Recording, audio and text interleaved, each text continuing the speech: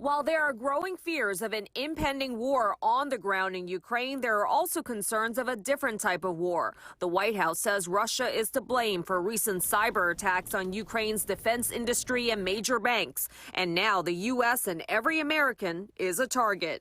If Russia attacks the United States or our allies through asymmetric activities, like disruptive cyber attacks against our companies or critical infrastructure, we are prepared to respond. In 2020, Russian hackers got into SolarWinds. Last year, meat supplier JBS and Colonial Pipeline both fell victim to a ransomware attack. U.S. officials signaling this current threat is definitely state-sponsored, and there is a greater sense of urgency. I think absolutely that the U.S. should be very concerned. I think Russia at the same time is going to use tactics. They're going to be targeting our critical infrastructure in the United States. Expert Scott Choper, who has written several books on cybersecurity, says that critical infrastructure includes oil refineries, power grids, healthcare facilities, even transit. They are all targets.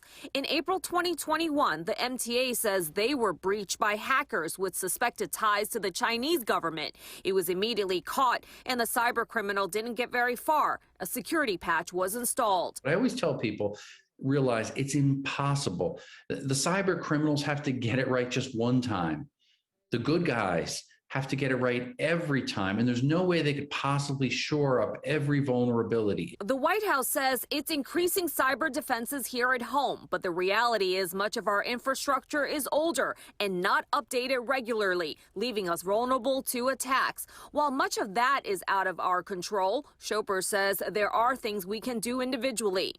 Always use strong and long passwords that are difficult to hack.